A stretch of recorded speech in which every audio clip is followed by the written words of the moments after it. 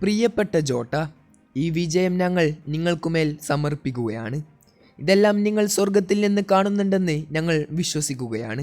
ഈ ടീം നിങ്ങളെ അത്രമേൽ മിസ് ചെയ്യുന്നുണ്ട്.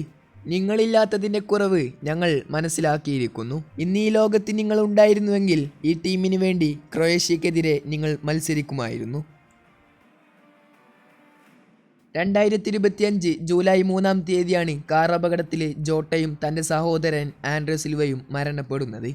അതിനുശേഷം 2026 വേൾഡ് കപ്പിൽ അതേ ജൂലൈ 3-ാം തീയതി പോർച്ചുഗലും ക്രൊയേഷ്യയും തമ്മിലുള്ള മത്സരം വരികയാണ്. ജോട്ട വിട പറഞ്ഞിട്ട് ഇന്നേക്കൊരു ആണ്ട് തികയുകയാണ്. 2-1 എന്ന സ്കോറിൽ ക്രൊയേഷ്യയെ തോൽപ്പിച്ചുകൊണ്ട് പോർച്ചുഗൽ പ്രീ ക്വാർട്ടറിലോട്ട് എത്തുകയാണ്. മികച്ചൊരു കംബാക്കിലൂടെയായിരുന്നു പോർച്ചുഗലിൻ്റെ തിരിച്ചുവരവെന്ന് പറയാനുള്ളത്.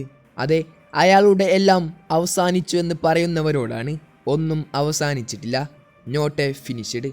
അതെ, അയാളുടെ എല്ലാം തുടക്കം മാത്രമാണ്. ഇന്നൊരു പെനാൽറ്റി ഗോൾ സ്കോർ ചെയ്തുകൊണ്ട് മത്സരം അവസാനിക്കുമ്പോൾ മത്സരത്തിലെ man of the match Cristiano റൊണാൾഡോയാണ്. ഇതുവരെ 4 മത്സരങ്ങളിൽ അയാൾ നേടിയത് 3 ഗോളാണ്. എന്നാലും പരിഹാസങ്ങൾ അത്രമേൽ അയാൾക്കുമേൽ പതിഞ്ഞിരുന്നു.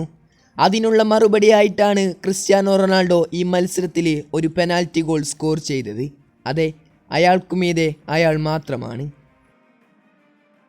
എന്തൊരു പ്രകടനമാണ് കളിക്കളത്തിൽ ക്രൊയേഷ്യ കാഴ്ചവെച്ചത്.